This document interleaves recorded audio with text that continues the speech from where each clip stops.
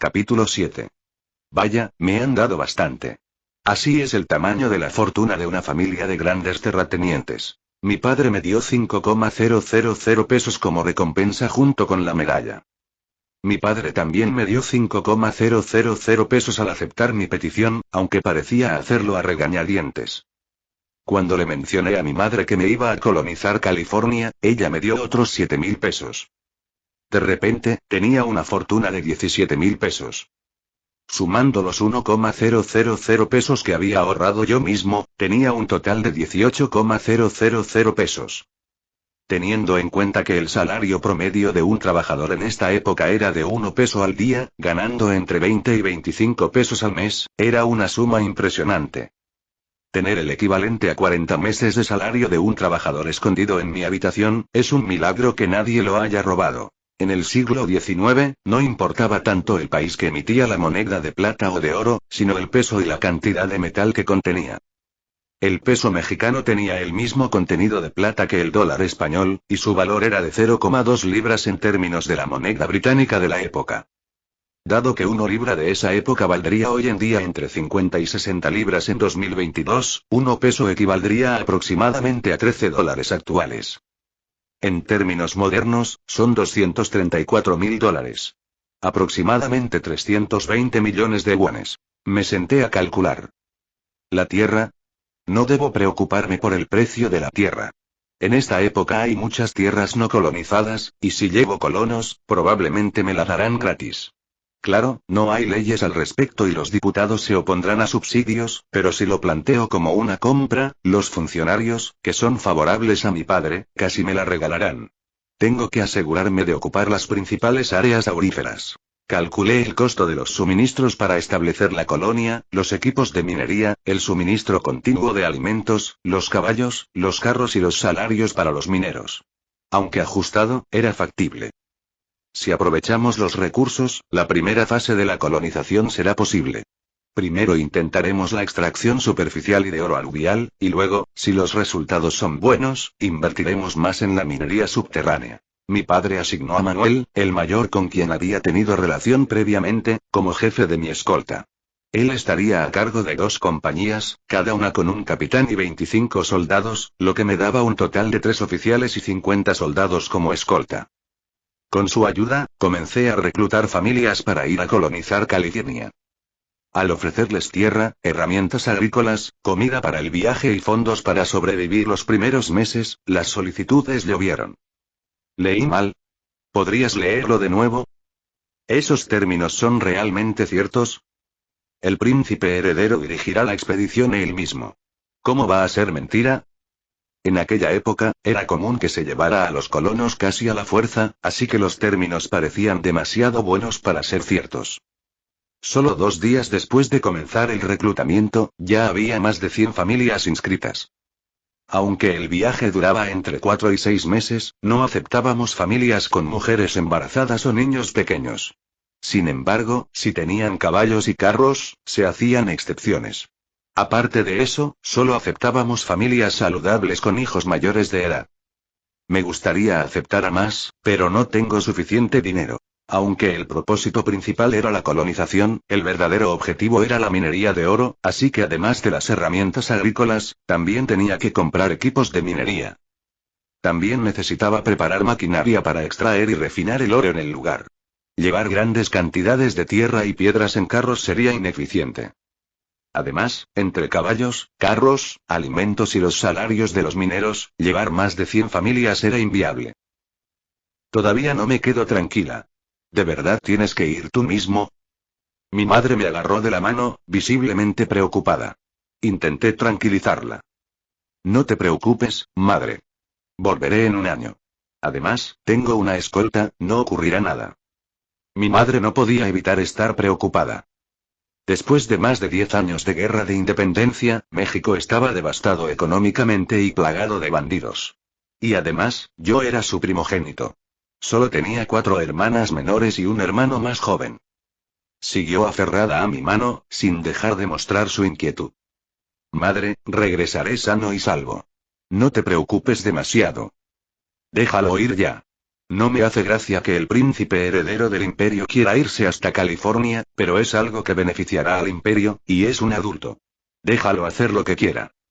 Agustín me dio unas palmaditas en el hombro mientras me daba sus recomendaciones. No olvides que eres el príncipe heredero de este imperio mexicano. Debes priorizar tu seguridad. ¿Entiendes? Sí, padre. Mi padre también le habló al mayor Manuel, quien estaba visiblemente tenso a un lado.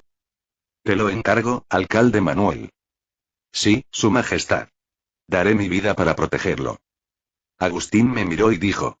Los diputados están encantados de que te vayas a colonizar California. Supongo que eso demuestra la impresión que causaste en el Congreso. Están ansiosos por acelerar la redacción de la Constitución, algo que han estado postergando. Y tomaré eso como un cumplido. Confiaré en ti para todo lo que ocurra en Ciudad de México. Así es. Habrá que hacer algunos compromisos, pero parece que podremos llenar la mayoría de los 29 escaños vacantes con personas leales. No te preocupes, yo me encargaré de todo, solo cuida de ti mismo. Sí, padre. Ahora partiré. Ya había comprado la tierra y los suministros para la colonización, y todo estaba cargado en los carros. Me esperaban las 100 familias que se habían inscrito para la colonización, junto con los 50 soldados y guías, lo que sumaba un total de 500 personas. Abrazando a mi madre, le dije. Me voy. Cuídate mucho. Monté mi caballo al frente, junto al mayor Manuel y los guías, y comenzamos nuestra marcha. Debo tener éxito, pase lo que pase. Mientras nos partíamos, ese pensamiento ocupaba mi mente. Había invertido todo mi dinero en esta expedición. El viaje de ida y vuelta tomará unos 10 meses. Establecer la colonia, encontrar las minas de oro y comenzar a extraerlo tomará al menos 6 meses más. Tengo que asumir que pasaré más de 1 año y medio en esto. Ya habían pasado 3 meses desde que me encontré en este nuevo cuerpo. Esos 3 meses los había dedicado a ganar confianza, y si fallaba ahora, perdería casi 2 años. Si perdía 2 años, no tendría el poder necesario para evitar las calamidades que pronto golpearían a México. Por ejemplo, la rebelión de Texas, su independencia y posterior anexión a Estados Unidos. Para ahora, el llamado padre de Texas, Stephen Austin, ya debería haber llegado a Texas. El padre de Stephen, Moses Austin, había firmado un contrato con España antes de la independencia de México, por el cual traería a 300 colonos a cambio de un subsidio de tierras. Aunque Moses no pudo completar el contrato antes de morir, su hijo Stephen Austin continuó con la colonización de Texas. Stephen Austin visitó personalmente la Ciudad de México el 3 de enero de 1823 para renegociar el contrato con el nuevo gobierno mexicano. En la historia original, Agustín I le dio su aprobación sin problemas, pero esta vez, cambiaré algunas condiciones antes de aprobarlo. El contrato original fue demasiado generoso. No importa cuán deshabitada esté la tierra, fue una exageración. En la historia original, se otorgaron 4,605 acres de tierra a cada jefe de familia que se asentara, divididos en 4,428 acres para pastoreo y 177 para cultivo. Stephen Austin recibió 67.000 acres de tierra por cada 200 familias que trajeron.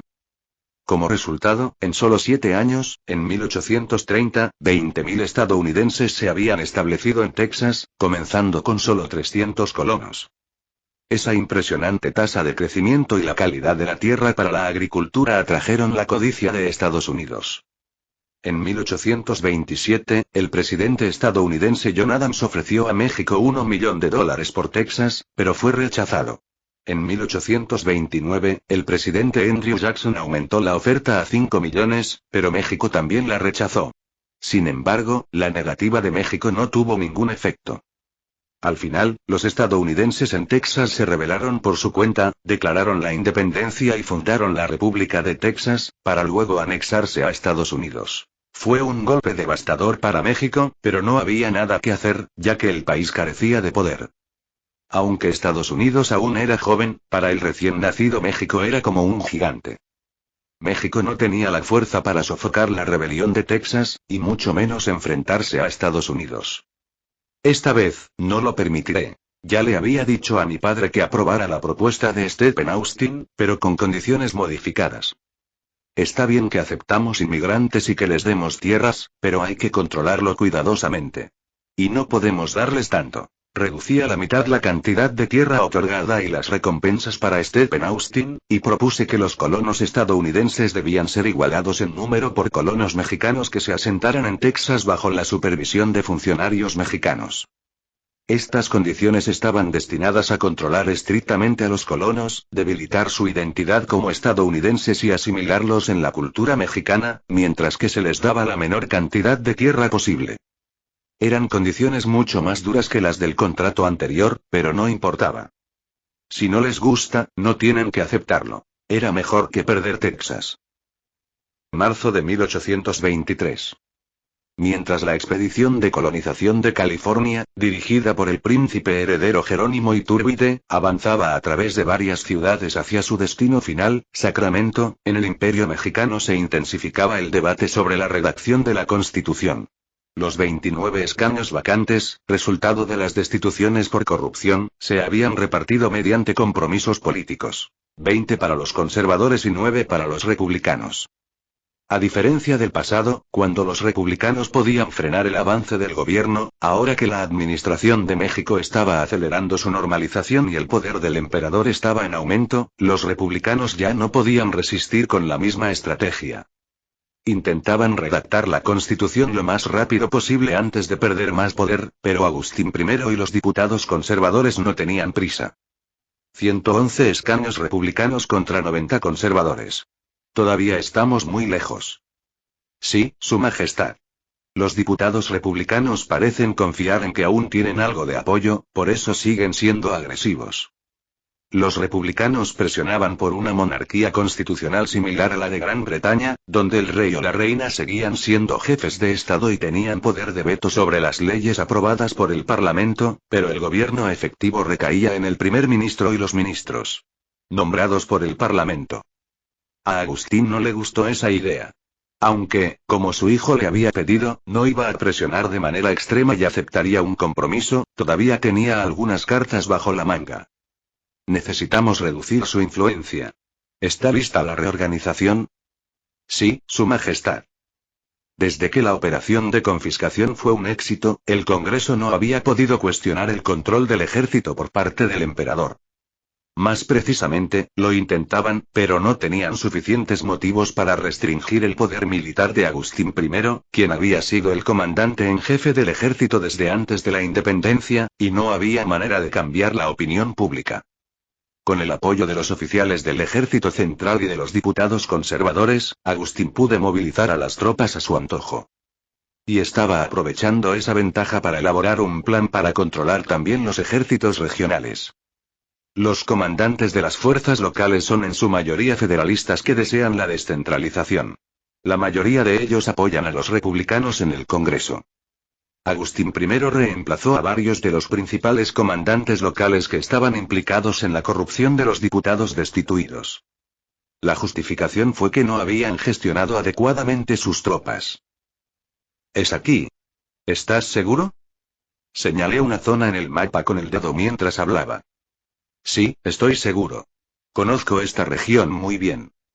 El guía estaba convencido. ¿Es este el lugar donde estaba la capital de California, Sacramento, en mi vida anterior? Entonces, ese debe ser el río Sacramento. ¿Ja? Me sentí conmovido. 5 meses.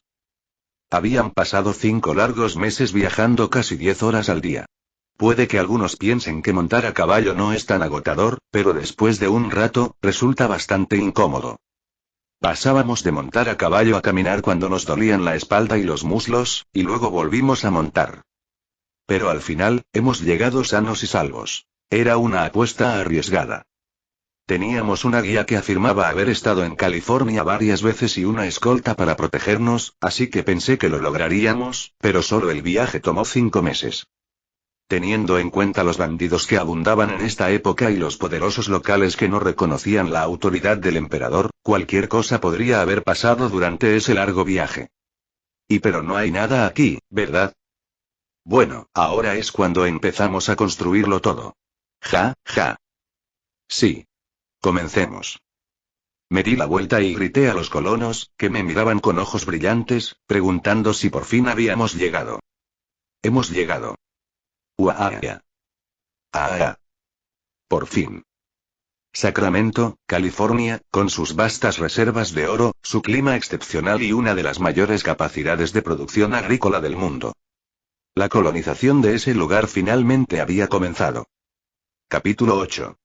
Parece que la fusión de departamentos al final me va a ser útil. En la universidad donde estudié había varios departamentos relacionados, como ingeniería civil, ingeniería urbana e ingeniería arquitectónica. Sin embargo, cuando regresó del servicio militar, todos esos departamentos habían sido fusionados. En aquel momento todos se quejaban, pero parece que esto tiene su utilidad ahora. Era de noche, mientras los demás dormían, y yo estaba sentado, mirando fijamente una hoja de papel, pensando. Mañana empezaremos a construir la colonia. Los colonos comunes habrían construido sus casas en cualquier lugar que pareciera adecuado, pero para alguien que había estudiado planificación urbana, eso era inaceptable. Pensaba en el futuro y quería construir una ciudad planificada de manera ordenada. He olvidado muchas cosas sobre arquitectura y urbanismo porque me especialicé en ingeniería civil, pero aún tengo algo de experiencia. Cada familia colona recibiría 160 acres de tierra. Podría parecer pequeño en comparación con la tierra que recibieron los colonos en Texas, pero la mayor parte de esa tierra era para pastoreo, y solo 120 acres eran de tierras agrícolas. Incluso en la ley de Homestead de Estados Unidos solo permitían hasta 160 acres, así que no es una cantidad pequeña. Además, Sacramento forma parte del Valle Central de California, una de las zonas agrícolas más productivas del mundo. Con el río Sacramento y sus afluentes, se podría suministrar agua de riego fácilmente. 160 acres serían suficientes para que los colonos vivieran cómodamente. Puedo ubicar las oficinas del gobierno, la iglesia y la zona comercial en el centro de la ciudad, y distribuir las granjas hacia el sur. Sin computadora y con solo unos pocos mapas a mi disposición, no tuve más remedio que dibujar el plano de la ciudad en una hoja de papel.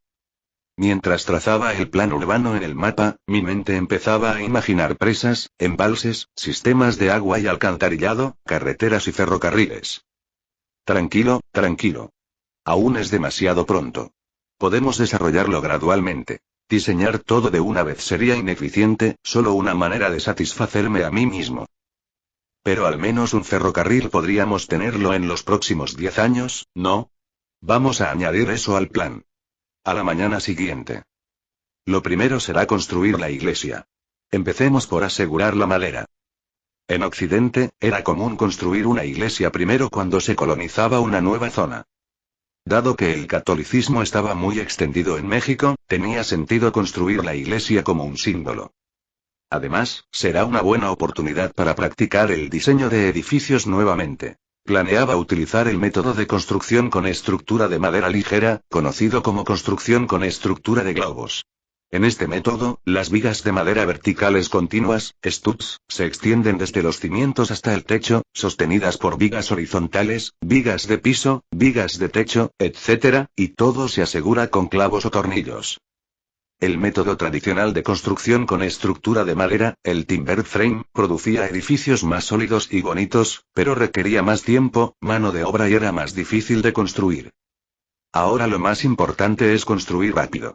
La estructura de globos es rápida, fácil y requiere menos madera. Este método de construcción fue diseñado específicamente para los colonos, quienes buscaban una forma más rápida de construir edificios que el método con estructura de madera que solían utilizar. Más tarde se desarrollaría la construcción con plataforma, una versión mejorada de la estructura de globos, pero como implicaba más materiales y era más complicada, la estructura de globos era la mejor opción en esta fase inicial de la colonización. Para que la construcción siguiera mi plan, tenía que comenzar desde la etapa de procesamiento de la madera, así que decidí reunir a todos y mostrarles cómo hacerlo. Eché un vistazo a mi alrededor. Había un montón de madera frente a nosotros y los colonos me miraban expectantes. Es una escena bastante curiosa. Más de 500 personas, incluidos los soldados, mirando cómo el príncipe heredero corta madera. Ahora les mostraré cómo procesar la madera. Por favor, presten atención. Seleccione un trozo de madera y trace líneas horizontales y verticales sobre él. Esto aseguraría que, al ensamblar el marco, las piezas se unirían con precisión en ángulo y posición correcta. Luego, tomé una sierra y comenzó a cortar la madera siguiendo la línea vertical. Zas, zas. El sonido de la madera cortándose tenía un efecto extrañamente concentrador. Después de terminar el corte, revise el extremo de la madera. Las superficies rugosas podrían causar problemas al unir las piezas más tarde, por lo que se utilizará otra herramienta para suavizar el extremo. Como pueden ver, la precisión es crucial en el procesamiento de la madera. Si no se hace con exactitud, el marco podría ser inestable. Vamos a construir sus casas, así que trabajen con esmero. Los colonos escuchaban con atención. Esta vez, seleccione un trozo de madera para cortar horizontalmente. Primero lo aseguré, luego lo corté siguiendo la línea horizontal. Este proceso era parte de la creación de las vigas horizontales del marco. Cuando termine, levante la pieza cortada para mostrársela a todos. Esta pieza se utilizará para las vigas horizontales.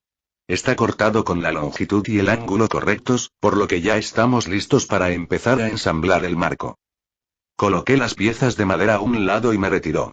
Ahora los colonos podrían procesar la madera siguiendo mi ejemplo.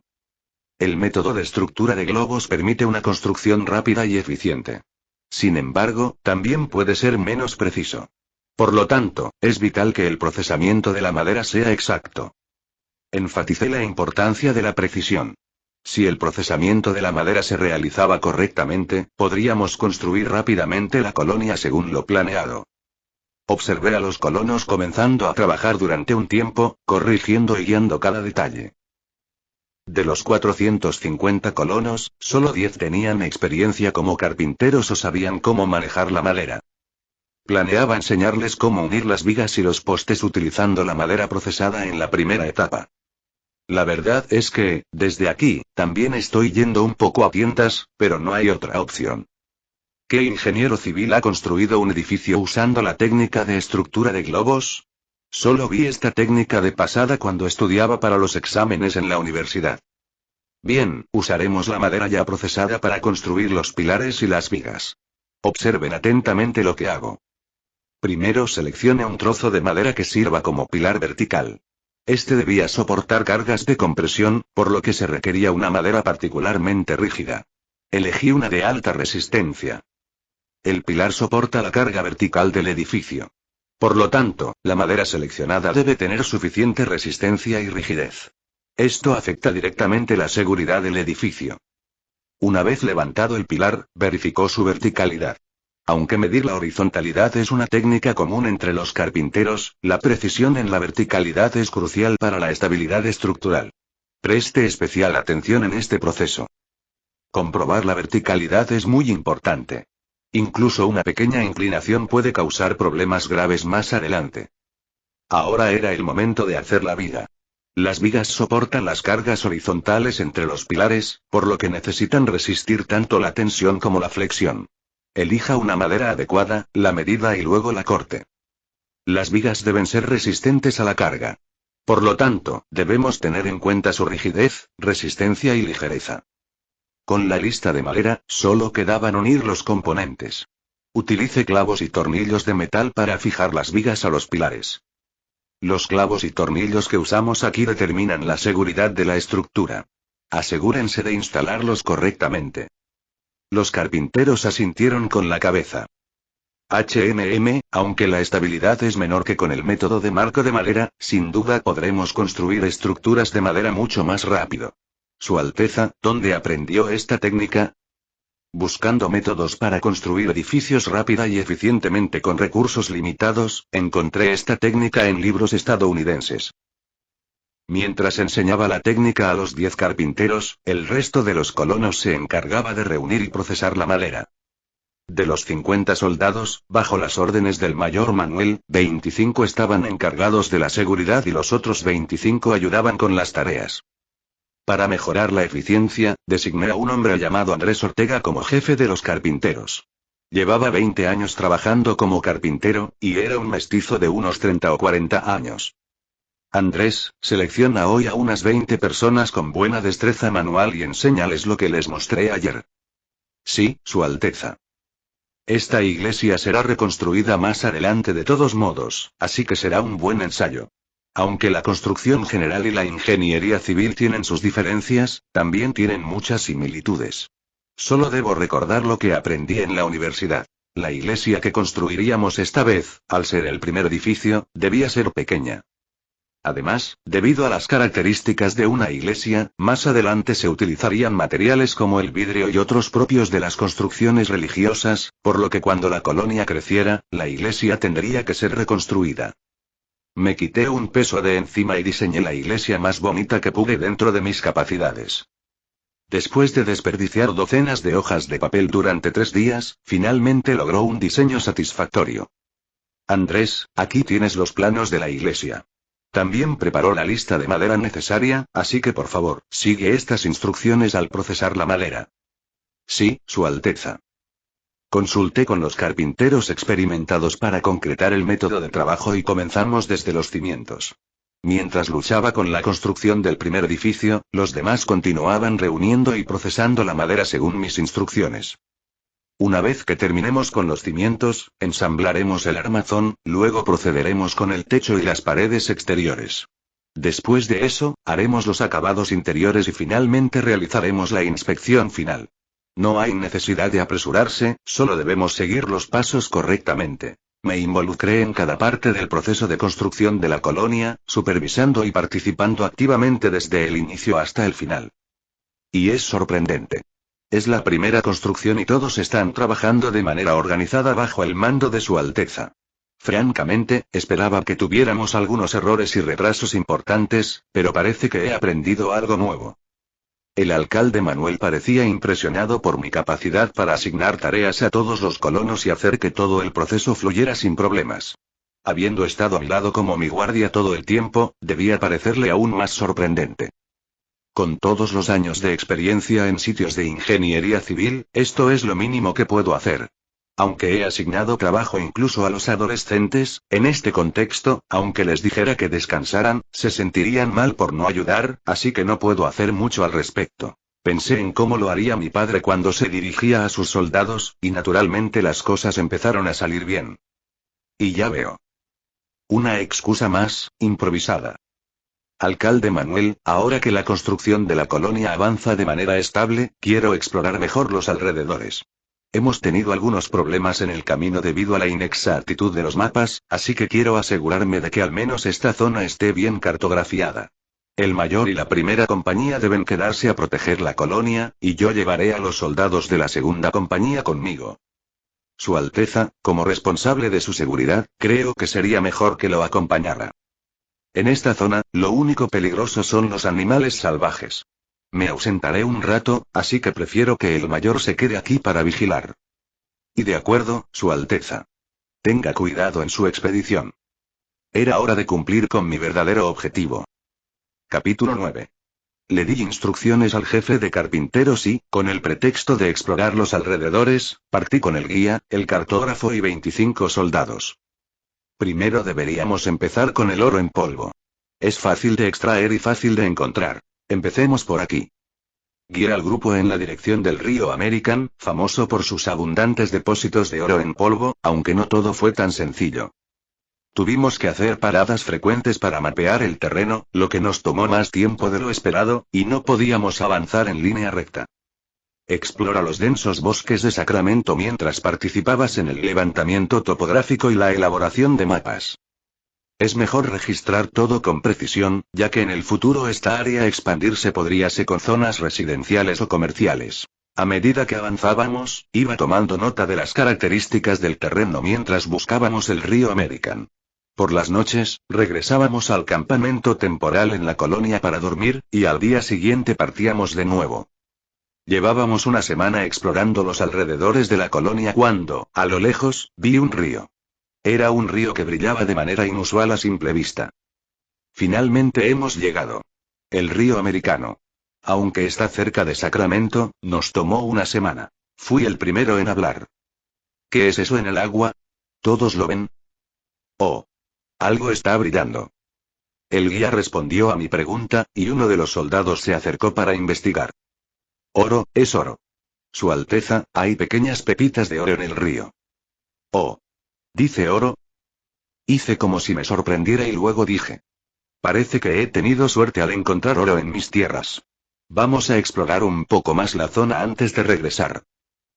¿Oro? Sí, te digo que había tanto oro en el río que el agua parecía dorada. Venga ya. ¿Cómo va a ser eso posible? Te lo digo en serio, no solo lo vi yo, los demás también lo vieron. No pasó ni un día desde que el equipo de reconocimiento regresó a la colonia de Sacramento cuando los rumores sobre el oro comenzaron a extenderse. Los soldados exageraron las historias sobre el descubrimiento del oro.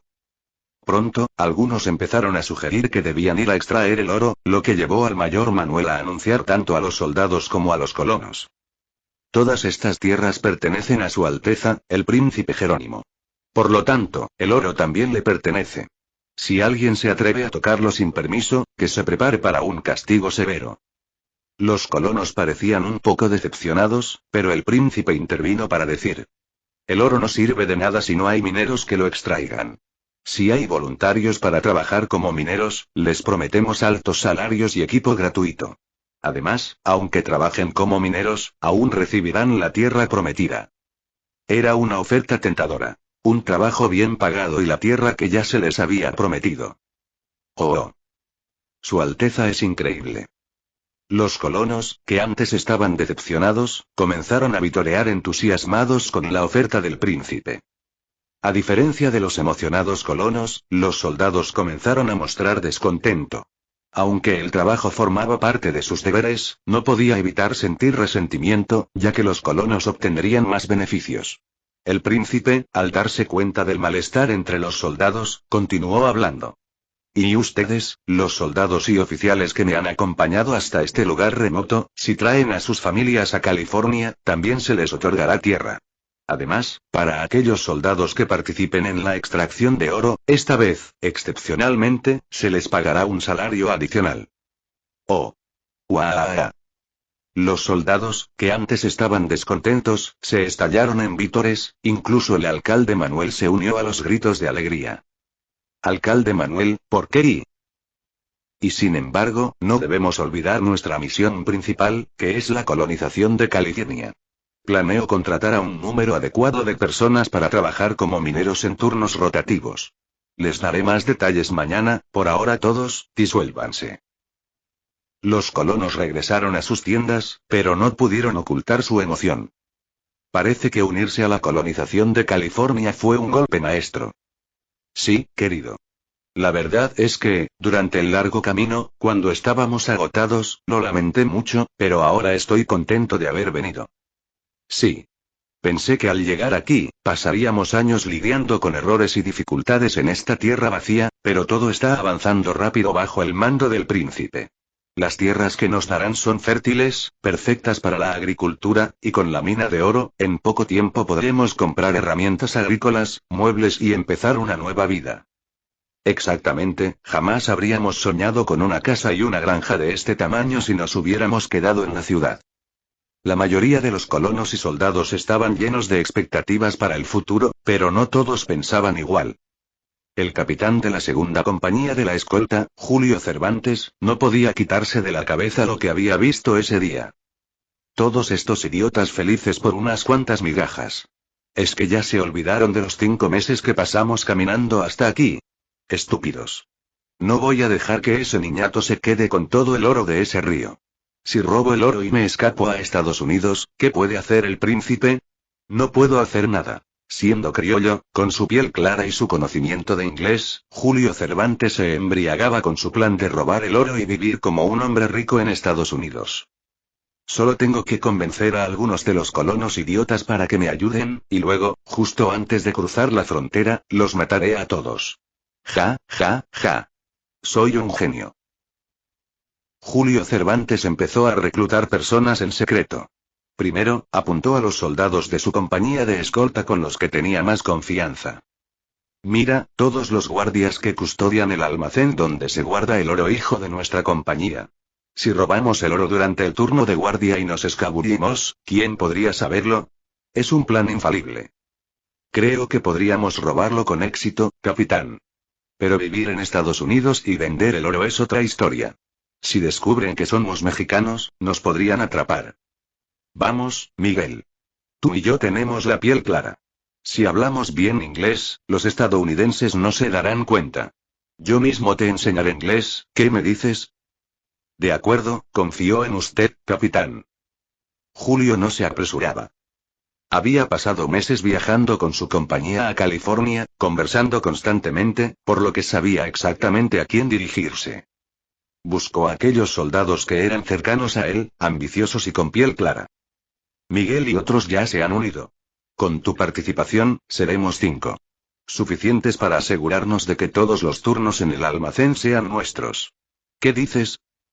Sí, estoy dentro. Después de reclutar a los soldados, Julio extendió su red a los colonos. Usó un enfoque similar. Hablaba mucho con ellos para conocer sus personalidades. Buscaba a personas ambiciosas, sin lealtad, y con piel clara. La madrugada será oscura. Todos los guardias del almacén serán de los nuestros. Ustedes solo tienen que recoger el oro. Una vez que lo tengamos todo, huimos a caballo. ¿Les sigue pareciendo peligroso? ¿Ya hay tantos soldados involucrados? Sí, y seguimos reclutando. Este plan no puede fallar. Si todo sale bien, viviremos como ricos en Estados Unidos. Entonces cuente conmigo también.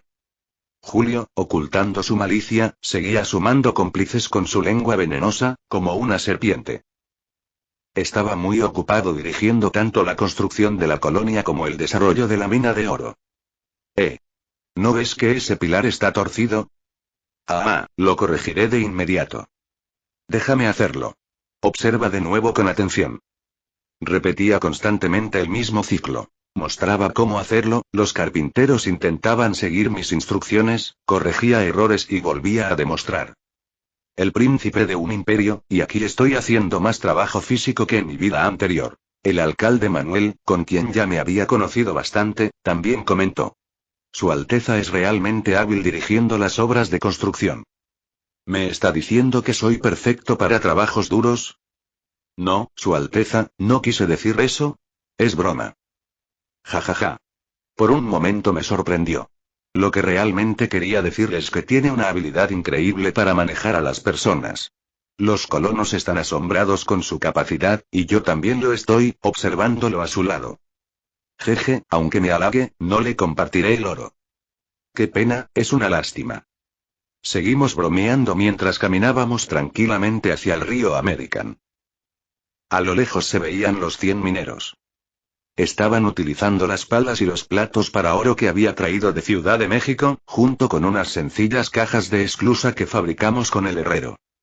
La caja de esclusa es una herramienta con una serie de tablones colocados en ángulo, diseñada para filtrar agua y piedras, dejando atrás el oro más pesado. Para maximizar la eficiencia de la caja de esclusa, es importante considerar la pendiente adecuada y el caudal del agua. Comencé a dirigir también las operaciones de extracción de oro. La mayoría de las instrucciones ya las habían recibido una vez, pero algunos lo habían olvidado o lo estaban haciendo mal, por lo que tuve que recordarles los detalles. Al colocar la caja de esclusa, es crucial considerar el caudal y la velocidad del agua. Si el agua fluye demasiado rápido, el oro será arrastrado, y si es demasiado lento, las piedras se acumularán, dificultando el trabajo. Caminamos por la orilla del río para encontrar el lugar ideal para colocar las cajas de esclusa. Una vez que encontramos una ubicación adecuada, comenzamos a trabajar. Tomé un plato para oro y recogí algunas piedras y barro del río. Cuando usa el plato para oro, la clave es usar la fuerza centrífuga para que el oro, que es más pesado, se asiente en el fondo. Sacudí el plato con cuidado, permitiendo que el agua y las piedras se filtren, dejando pequeños fragmentos de oro pesado en el fondo. Así es como se obtiene el oro. Después de aproximadamente 10 días, habíamos reunido suficiente oro para hacer nuestro primer lingote. Había invertido mucho dinero en traer a un herrero experimentado a la colonia, ya que necesitábamos reparar herramientas agrícolas y de minería, además de fundir el oro en lingotes. También habíamos traído desde Ciudad de México un horno, que era tan pesado que ocupaba todo un carro. El primer trabajo del único herrero de la colonia fue crear lingotes de oro.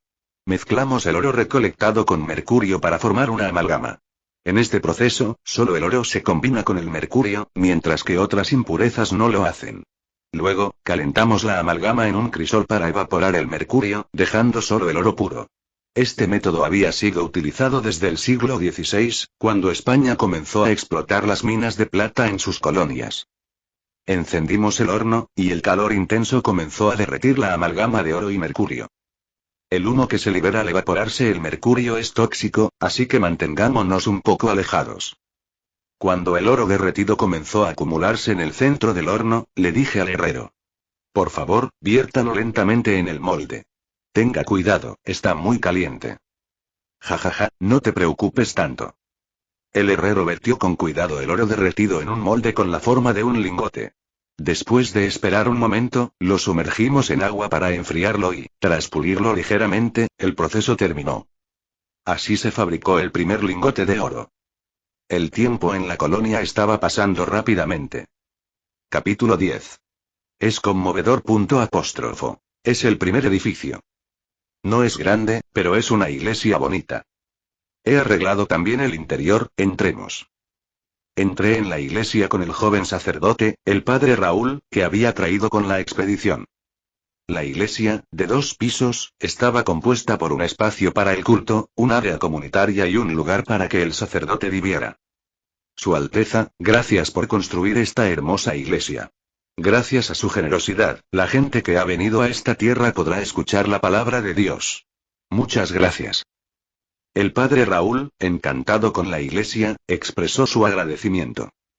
Tendrá mucho trabajo, pero espero que transmita bien la palabra del Señor a los colonos. En ese tiempo, la iglesia también cumplió el papel de centro comunitario, por lo que casi todos los colonos asistirían a los fines de semana.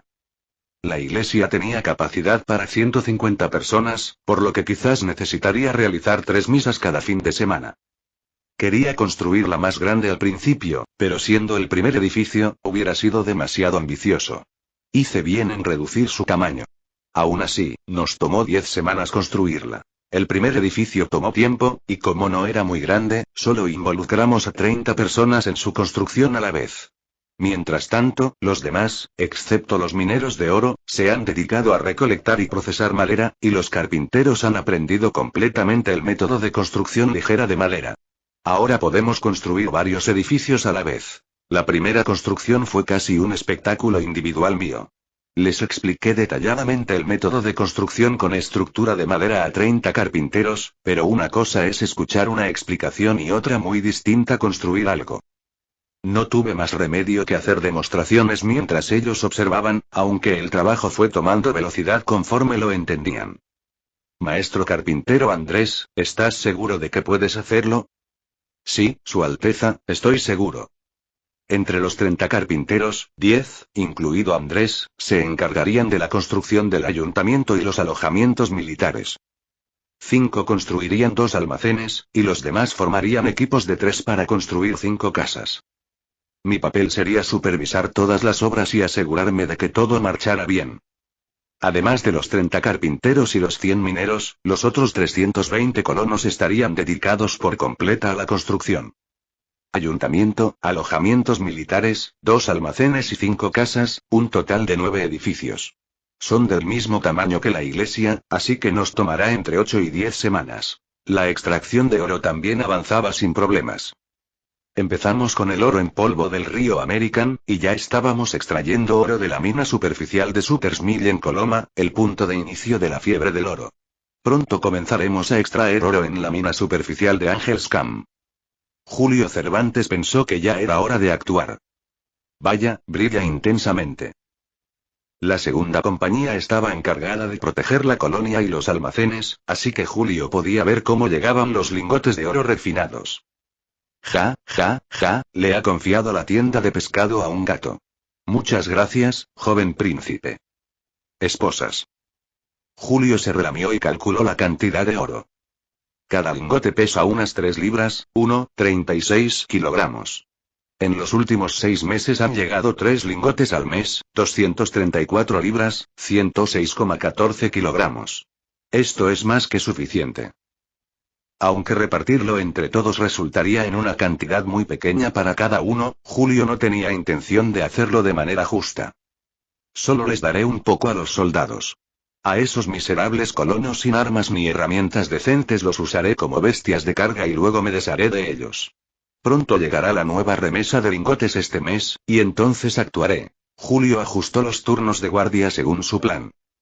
El momento perfecto sería durante las 2 horas en que los 5 guardias del almacén 1, todos ellos soldados que él había reclutado, estarían de turno. Adiós a este maldito pueblo. Yo voy a la ciudad. La colonia había crecido durante los últimos 6 meses, con numerosos edificios construidos y todas las familias ya contaban con una casa. La disposición de los edificios y el diseño de las calles eran ordenados y agradables a la vista, pero seguía siendo una colonia en desarrollo. Apenas había granjas recién empezadas, y ni una sola tienda o taberna adecuada. Para Julio, todo en la colonia ya le parecía insignificante, como si fuera un hombre rico de la ciudad. Mientras Julio soñaba con un futuro brillante y esperaba el día de su golpe, uno de los residentes que había reclutado, Román, estaba inquieto. Aunque había sido seducido por la lengua viperina de Julio y había decidido unirse al plan, no podía evitar sentir dudas. Le preocupaba si el plan tendría éxito, y aun si lo lograban, temía que Julio lo traicionara. Dicen que un criminal siempre reconoce a otro, y en Julio olía fuertemente el aroma de un traidor. Para evitar eso, necesito más aliados. Julio le había advertido que no le contaría a nadie, pero Román pensaba que, si tenía cuidado, no habría problema. Para no ser traicionado por Julio y su grupo, necesitaba tener su propio grupo de apoyo. Aquella noche, mientras todos descansaban en sus casas, Román fue a visitar a Víctor, un vecino con quien había hecho amistad al recibir terrenos cercanos. Víctor lo recibió cordialmente, aunque no esperaba que la conversación tomara la dirección que Román había previsto. Víctor, un hombre de pocas palabras, era un tipo de persona que Román no comprendía. Tenía una lealtad innata hacia la familia imperial, que apenas había asumido el trono. Robar oro. ¿De qué estás hablando? Eso es un crimen. No nos atraparán. Es un plan infalible. Al escuchar la propuesta, Víctor amenazó con denunciarlo de inmediato. Maldición. ¿Qué es toda esta basura de lealtad? Quizás debería matarlo. Román lo pensó. Era una noche oscura. Gracias a los amplios terrenos que todos habían recibido, las casas de los vecinos estaban muy distantes. Si mataba a Víctor y a su familia, no habría testigos. Podría regresar a casa y fingir que había pasado la noche con su familia. Nadie sospecharía de él. La mano que empuñaba el cuchillo escondido empezaba a picarle. Capellán. Solo esta vez, cierra los ojos y únase a ellos. ¿Qué? Diego. ¿De qué estás hablando? ¿Quieres traicionar al príncipe también? De repente, el hijo de Víctor, Diego, salió y comenzó a defender la propuesta de Román. Oh. Diego, ¿eh? Parece que este chico sí entiende. Aunque Víctor alzó la voz de forma airada, Diego le guiñó un ojo a Román, indicando que no hablaba en serio. Capellán. Yo también quiero estudiar en la ciudad. Robar un poco de oro no va a causar ningún daño al príncipe. Víctor, al ver que su hijo intervenía de manera inesperada, empezó a pensarlo. ¿Y de verdad cree eso? ¿En serio? No pensaba que Víctor fuera así, pero parece que es más débil ante su hijo de lo que imaginaba. Perfecto, es hora de aprovechar la situación. Sí, hombre. ¿Vas a hacer que tu hijo se pase la vida arando y picando tierra? Y, como dice tu hijo, robar un poco de oro no va a perjudicar al príncipe. De acuerdo. Me uniré. ¿Ves? Habría sido mejor que lo aceptaras desde el principio. A fin de cuentas, todo será para bien. Convencido de que había logrado persuadir a Víctor, Román regresó a casa, sonriente. Observando cómo Román se alejaba, Diego le dijo a su padre. Ese hombre llevaba un cuchillo escondido. ¿Qué? ¿Es eso cierto?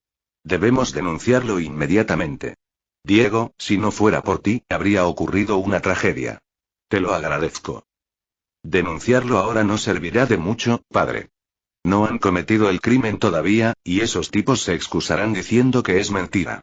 Además, no sabemos con certeza quiénes son los otros cómplices. Eso es cierto. Creo que lo mejor es actuar como si estuviéramos cooperando con el plan, obtener información y luego pasársela al príncipe. Víctor comenzó a construir confianza, actuando de acuerdo con las palabras de su hijo. Julio se enojó por el aumento inesperado de cómplices por parte de Román, pero como ya era un hecho y Víctor colaboraba activamente, decidió dejarlo pasar. Román mantuvo en secreto que Víctor había amenazado con denunciarlo. No había necesidad de poner en riesgo su posición. Julio, que planeaba un crimen y una traición, Román, que participó, pero estaba inquieto, y Víctor, que actuaba como si participara. Todos tenían sus propios aviones. Mientras Víctor actuaba activamente como si estuviera participando en el plan criminal de Julio, tan pronto como supo la fecha de ejecución, informó en secreto al príncipe y al coronel.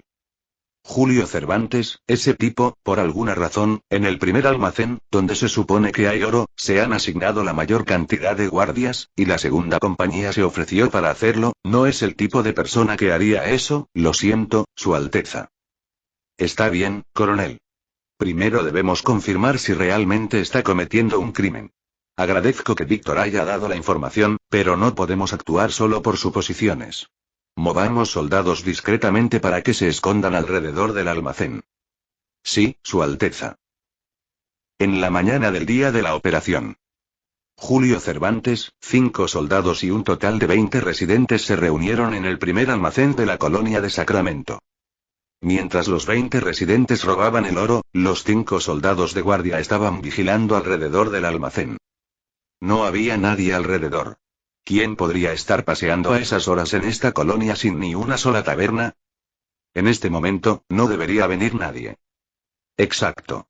Ya es casi un hecho que hemos tenido éxito. ¿Has visto cómo brillan las barras de oro? Ya somos ricos. Era una noche de luna débil. La colonia de madrugada iluminaba tenuemente gracias a 2 lámparas de queso colgadas en la puerta del almacén. En la oscuridad, tan densa que apenas se veía de 10 metros, los soldados esperaban ansiosos a que regresaran con el oro. Oye, ¿no escuchaste algo? ¿Qué sonido? No escucho nada. ¿Crujir? Esta vez sí lo escuché. Voy a verificar.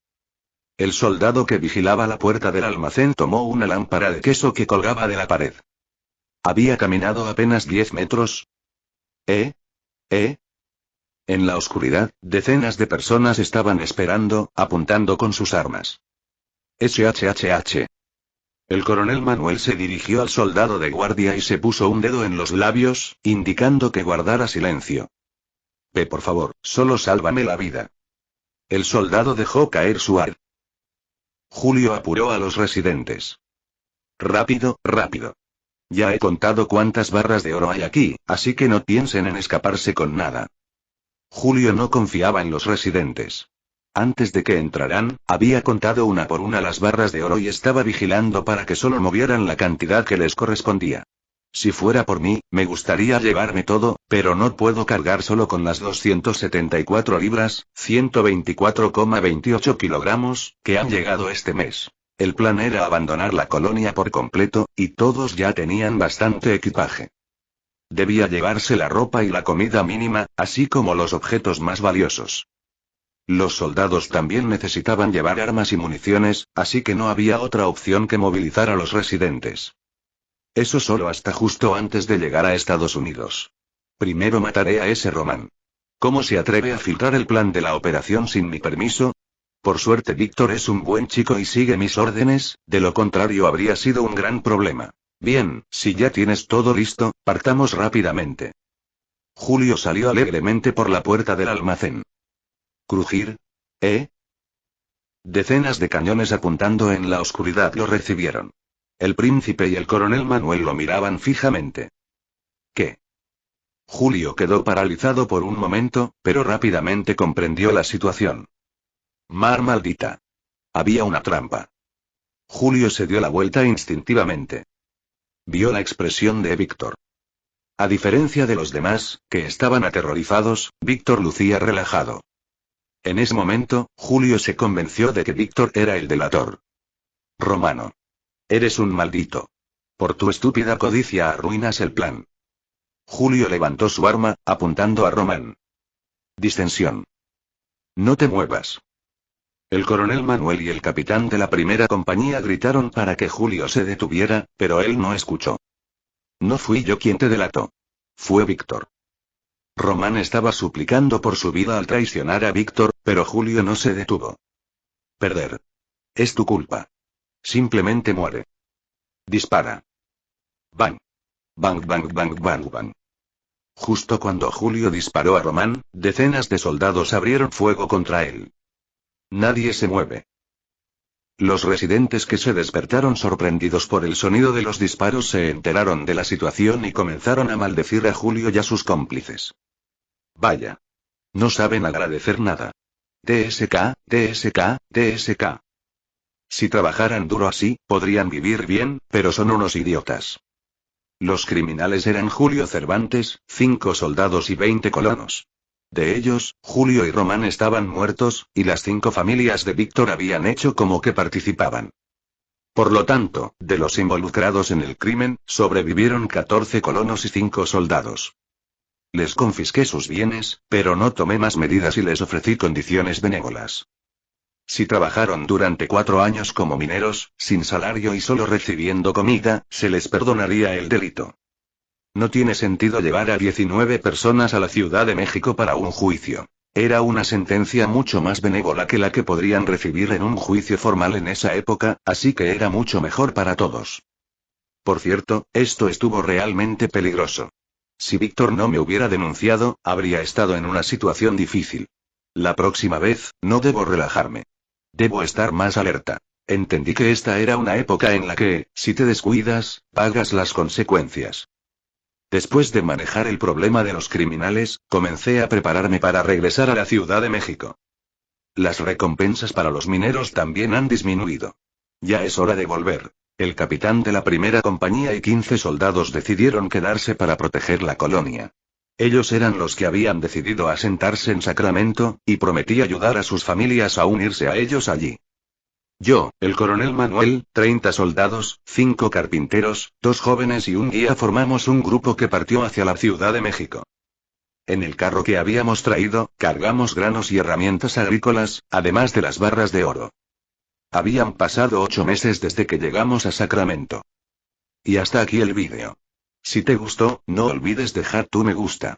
Suscribirte y activar la campanita para que no te pierdas ningún contenido. Cuéntame en los comentarios qué te pareció y si te gustaría ver el siguiente vídeo u otra novela. Gracias por acompañarme y nos vemos pronto con más.